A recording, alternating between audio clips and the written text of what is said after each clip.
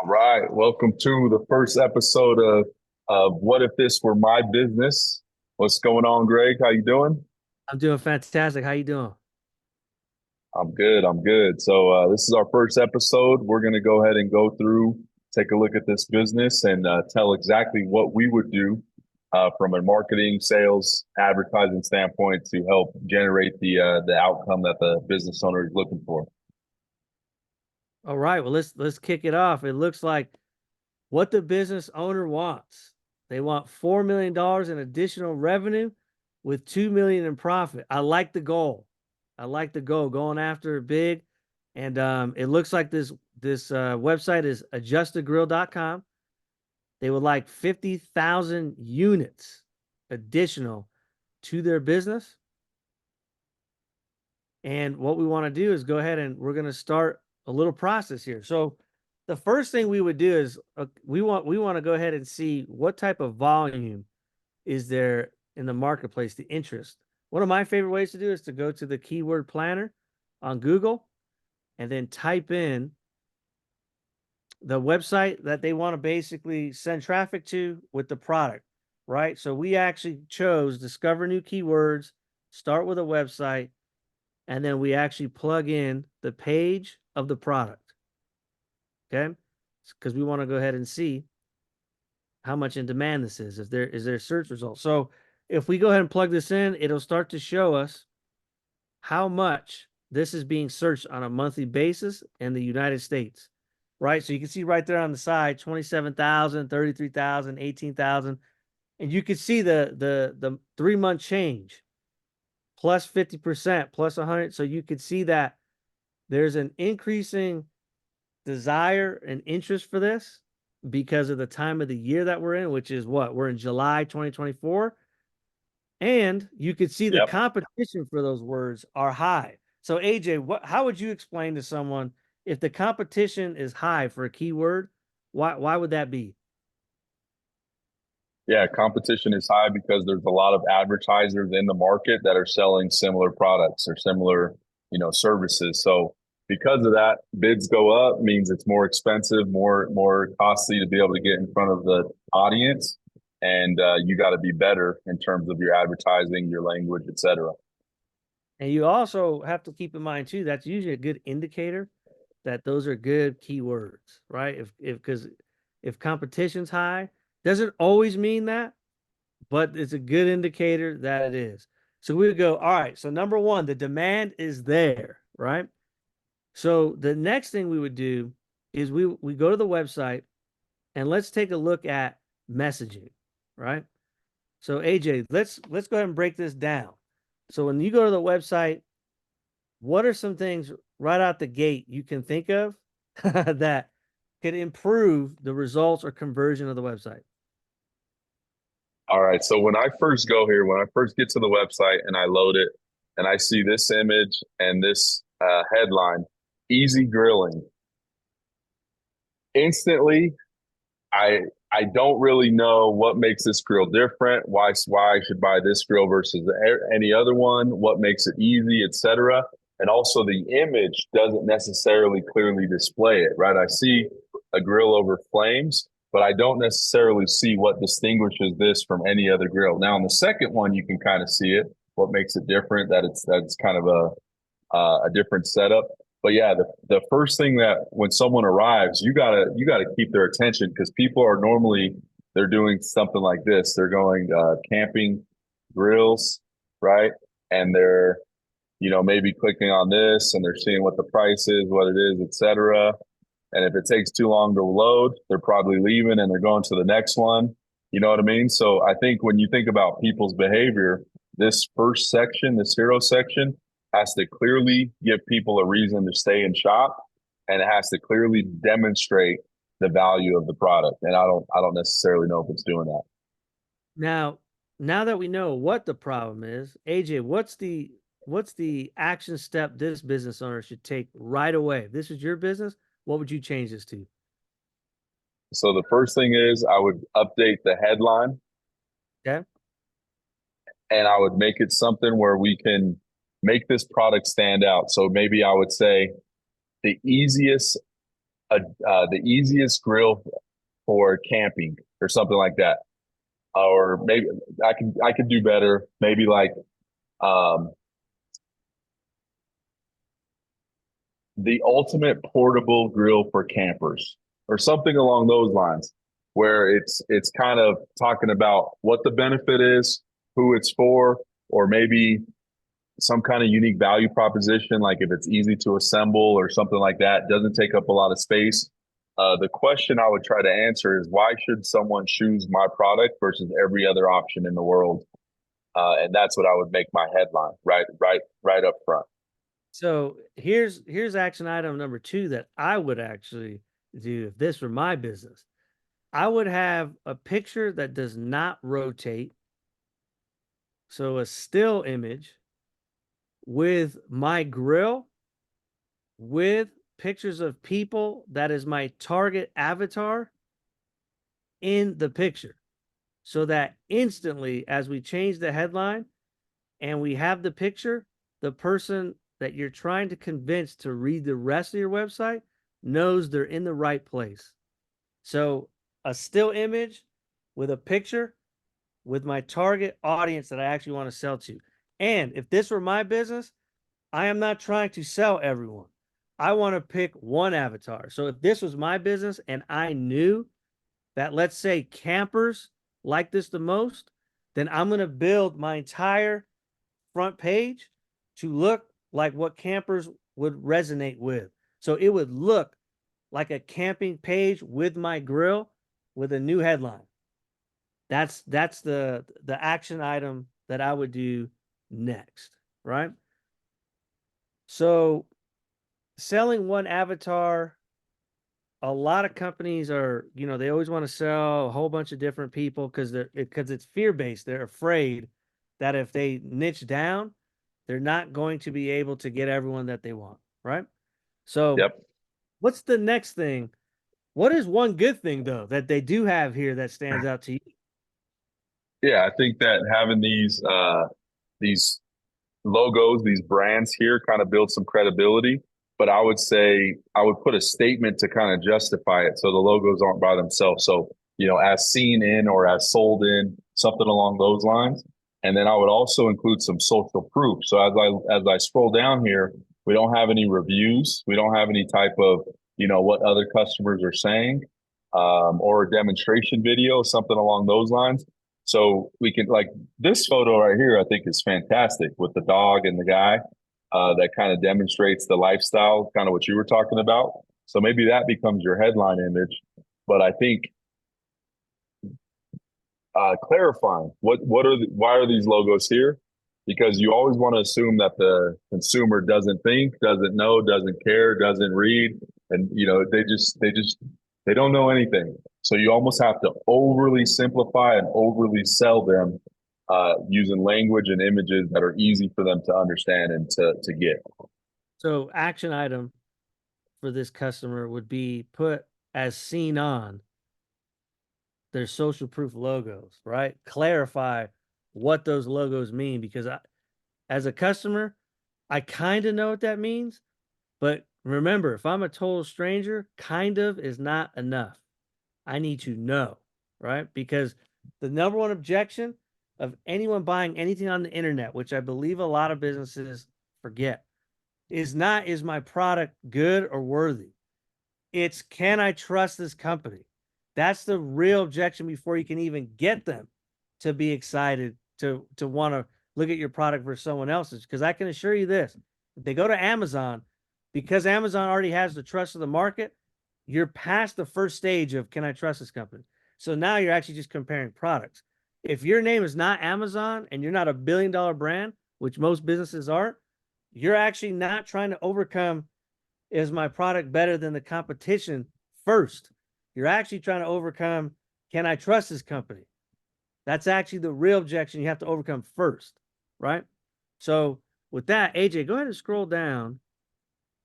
Now here's something that stands out to me from a messaging standpoint. So one thing I do like allows easy setup in under 1 minute. Go back to simpler times with no hassle, good friends, and a hearty fire cooked meal. And then it shows the pattern, right? Now, I'm not sure if the patent is necessary there. It kind of throws off the message. If it were my business, right here, I would actually have a little bit longer explanation of who this is for. So I would actually say an easy answer to grilling while camping or while grilling Yep. for campers. Right? And then the language, that little sub headline that's in there, I would change that to here's why campers love our product. Since 1995, they've been buying our stuff because they can get it set up in under 1 minute. And when they cook their food, it's easy, fast, convenient, and we're also cost effective, right?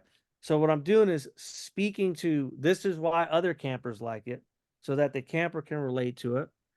And then talking about how fast they can expect everything and then giving tangible benefits of it's convenient, fast, and easy setup, etc.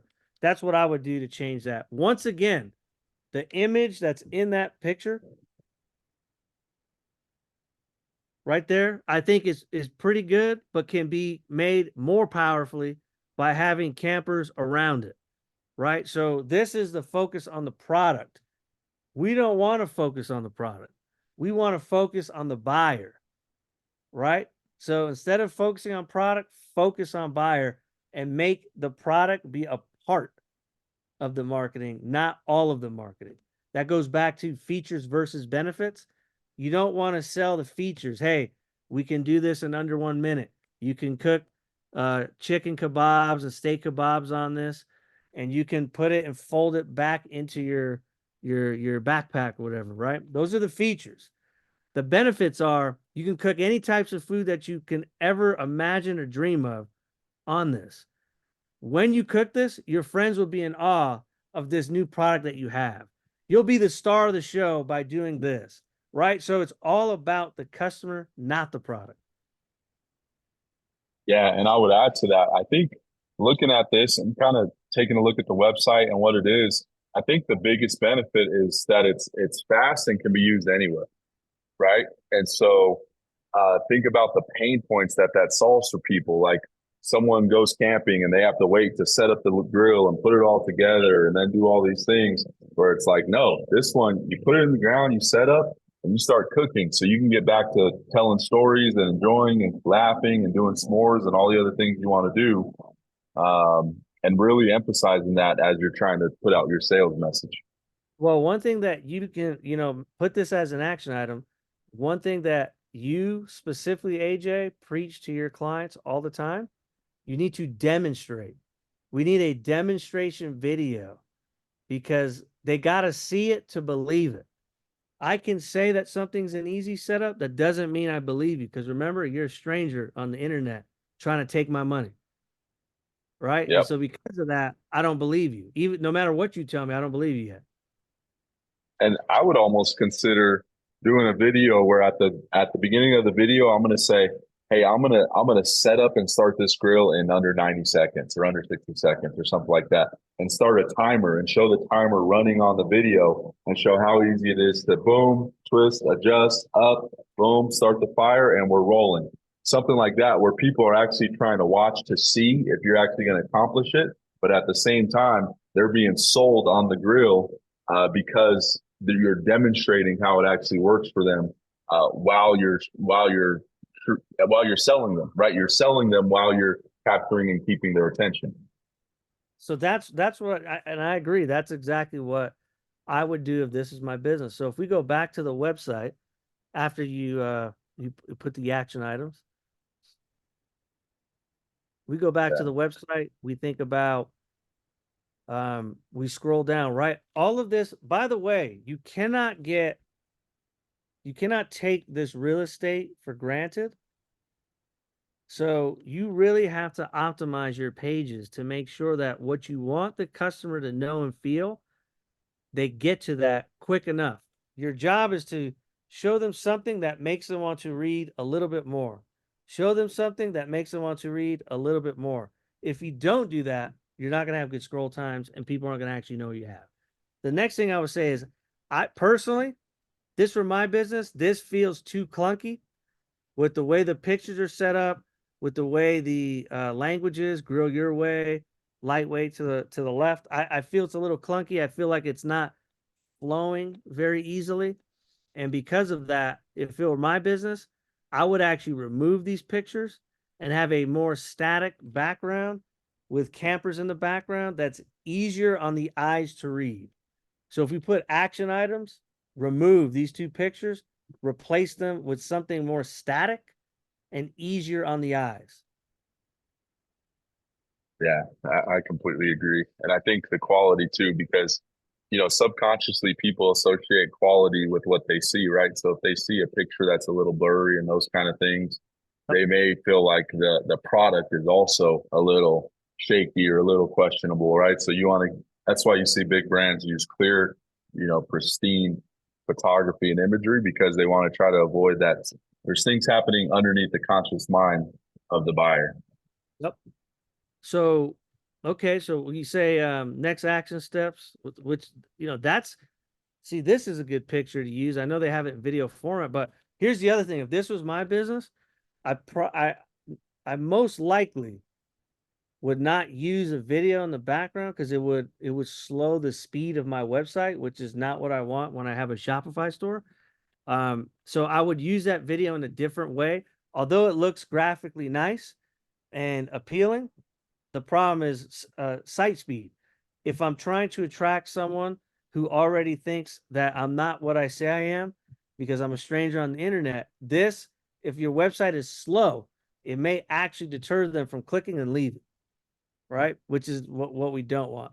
So if this were my business, I would actually remove the video and background pictures and completely replace them with new images that are more static and clean. Yep.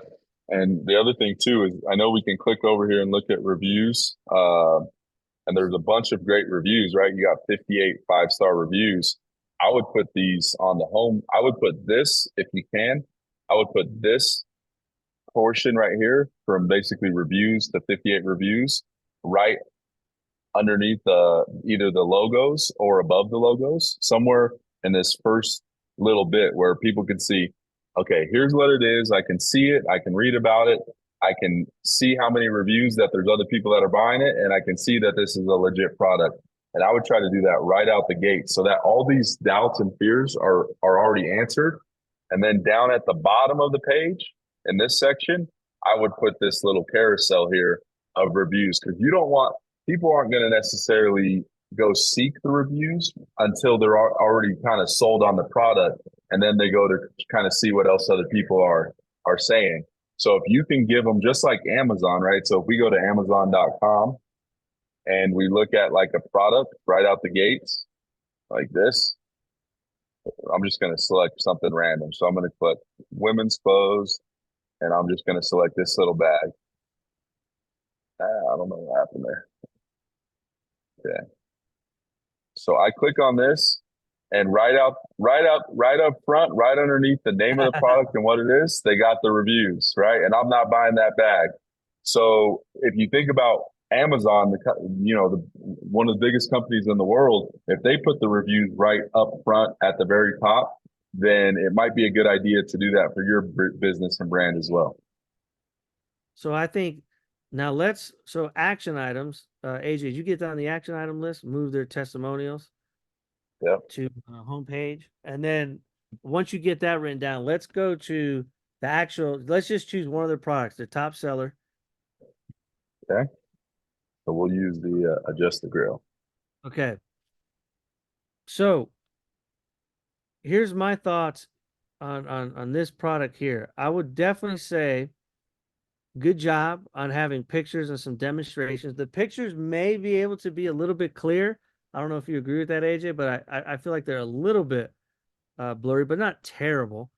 Yeah, agreed. You want to make those to be as sharp as possible. And the other thing you'd want to do here is the product explanation. So the Adjust the Grill is the ultimate in cooking grills, right? I would do more of if this were my business, I would have a sales pitch here. Okay, so instead of telling them just what it is, I would actually have more of a sales pitch here on what it is, who it's for, why people love it, and sell them even more, right? And not be afraid to have lengthier explanations on what the product is, so that when someone comes here, what they're going to do is now they go, all right, this is $80. Do I want to buy this or not? I'm not sure. So inside of the product explanation, this is the time for you to write how you're going to overcome their objections. So if this were my business, I would think, what are all the reasons why someone would not give me $80 if they somewhat want to do this, right? One of them could be talking about maybe they are afraid that it could break. Maybe they're afraid it actually won't work. Maybe they need us to reduce the risk and say if it doesn't work, they get their money back, right? Maybe they're concerned that they won't know how to use it because they're not very uh, uh, equipment savvy, right? Thinking through all of the objections they might have, and I would write out in that description what my rebuttal is to overcome all those objections so that when they see it, they're like, oh, shipping's not bad. If I don't like it, I can get it back. It's easy and simple to use. They provide me with instructions that I can use. I can set it up in less than 1 minute. And basically easing their fear that they're making a bad decision by giving me the $80. My job would make them feel like there's no risk by giving them the information that they need that they might be thinking of. So this is where I would change that. Yeah, completely agree. And if you want to see a good job of like doing this for product pages, if I go to this Organifi, this is like a green juice, and you click on one of their product pages, you can kind of take a look at how Bing. they're selling this. Yeah, you can see there's a complete sales message here with facts, with benefits, some symbols that kind of give people uh, clarity of all the things that are beneficial. They You know got what, AJ? reviews on the product page. Yep. Let me have you move right back. This is a big point here. See, this is how I know they know their customer. Organifi, the name itself demonstrates they know their customer. Then if you scroll down, so AJ, to the right there, the USDA organic, they know that someone Yep. that wants organic food or healthy foods, that they do not want gluten in it, dairy in it. They don't want soy, they don't want plant-based. They want it to be organic. That right there is a sales message by itself. That's Absolutely. the Yep. key point that I wanted to make sure we hit. Is that right there is a sales pitch. Yeah, and it's kind of like what we talked about with the blurry images, where hey, everything is selling subconsciously or consciously. People may just glance over these. They might no, they probably don't even read dairy or vegan or soy unless they're a more details oriented person. They probably scroll by them, but they can kind of see like, all right, this is a healthy thing. That's what Yep. this whole bar right here is giving them. This is healthy. It's not it's organic. It's not bad. And then they go right into testimonials and social proof. And they have 4 testimonials just on the product page. You know what I mean? And this is after someone already clicked over to start their checkout process or whatever. And then, talking about the benefits and why you're going to love it, et cetera, here. And then talking about the different components of it.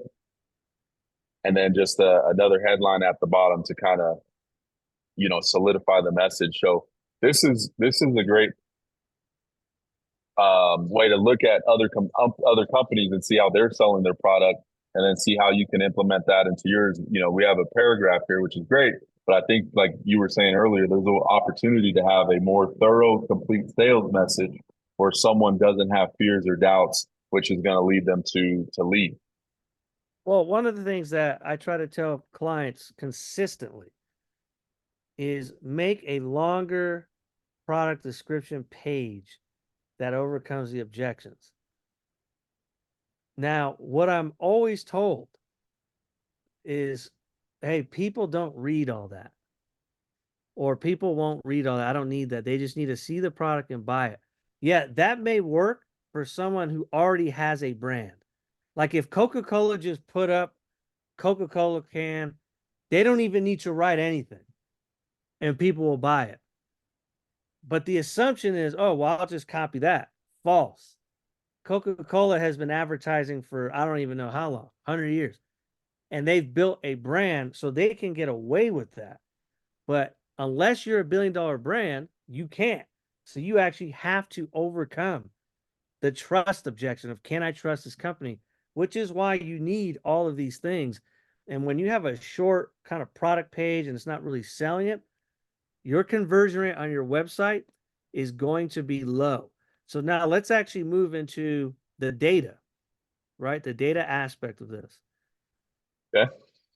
So we've got, they want to do 4 million more with 2 million profit. So the very first thing you would have to do is write this. Make sure you're investing at least 10 to 15% of your revenue for future growth into marketing. Excuse me. Let me define that into marketing or advertising. Okay, that's what I would be doing. If I want to grow that much, I know I'm going to need cash to invest in that, right? The next thing is if we look at the data and we go, it's 50% margin. If this were my business, I would clearly map out what is my CAC and what is my LTV, right? And specifically put it in there, CAC, LTV, repeat order rate. Okay, and what this means is you have to have a deep understanding of what your business is. Are you a one-off? Like they buy the product one time and that's it, which is a very hard way to build a business. You almost have to have a very high ticket item to do that, or a repeat business model, right? So you need to know, do people buy multiple of my grills, multiple of my accessories? And then you need to run your numbers to see if that makes sense. So what I would do if this was my business is determine out of the 4 million in revenue that I'm going to make, how much of that is going to be first time customers, and then how much is that going to be from repeat customers? Yep. That's what I would be doing when it comes to data and understanding the data. The next thing I would be doing is understanding what demographic specifically is buying from me the most, and I would try to max out that demographic first until I can't get any more from that demographic. So let's say I discover it's 35 to 54, then all of my advertising, all of the people on my website, all of the things that I have are going to be built around that. And I'm going to invest all my money into that market, because in order to truly compete and grow, you can't spread yourself thin. Like you can't do a little bit of everything and get to the 4 million. And if you can, that's an outlier, right? You don't want to bank on that. There might be one or two companies that can do that. Just like when people say, oh yeah, well, Elon Musk is the CEO of all these other companies. That's Elon Musk.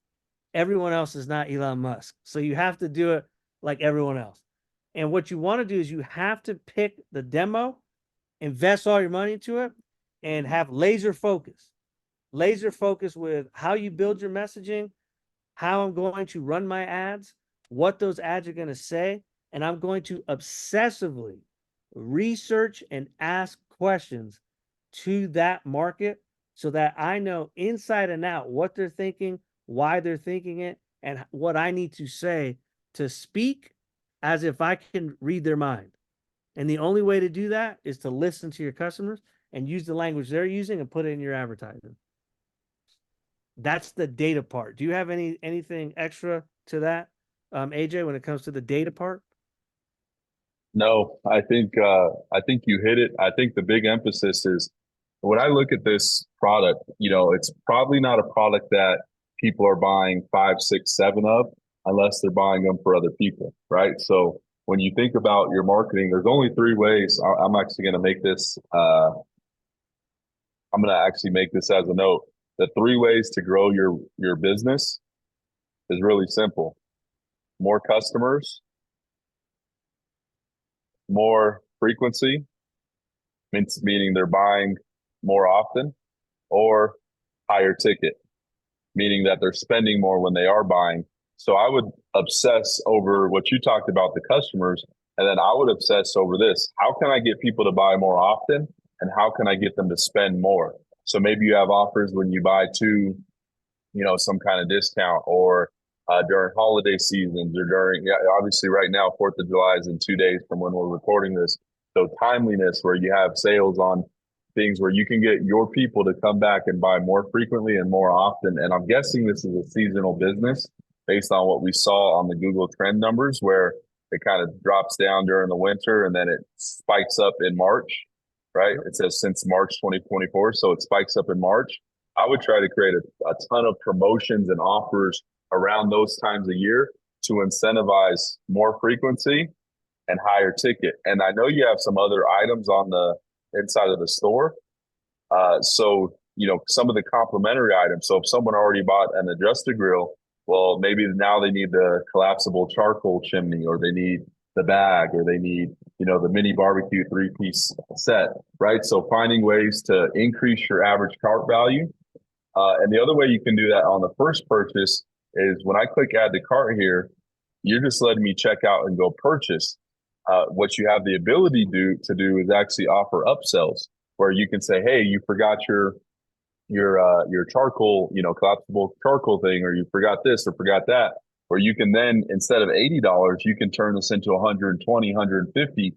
And that's another way to get to your goal faster while still acquiring the customer at the same cost, if that makes sense. So go ahead and AJ, go ahead and write down. Here's the tool that we like to use and recommend to clients: one-click upsell. Big shout out to the one-click upsell app. Ezra, I believe Ezra Firestone, I think, built that app. And he's a world famous, world class marketer.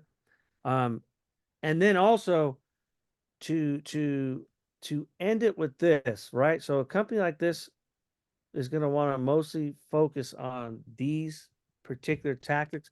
So AJ, go ahead and delete competitors for now, because at this moment, you really don't want to focus too much on competitors until you feel like you have your website dialed in pretty good and it's functioning at its highest capacity before kind of trying to see what you have to do slightly different than competitors. In my opinion, I would start with my website first, getting it all dialed in, getting my target conversion rate for something like this would be somewhere between 2 to 3% of traffic.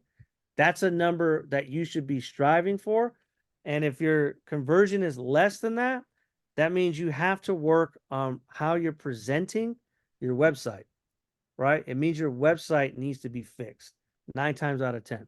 Sometimes it's the ads, but mostly it's what's actually on the website. And the other thing that you want to keep in mind is making sure that we're using, we have a way to follow up with email, text message. A tool we like to use for Shopify stores is Klaviyo.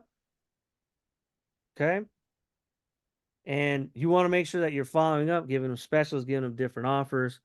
And I think this should be able to help get you to that $4 million mark, because then what it becomes is a reinvestment game to keep reinvesting into traffic, into new eyeballs, seeing your offer so that they can get to the 4 million.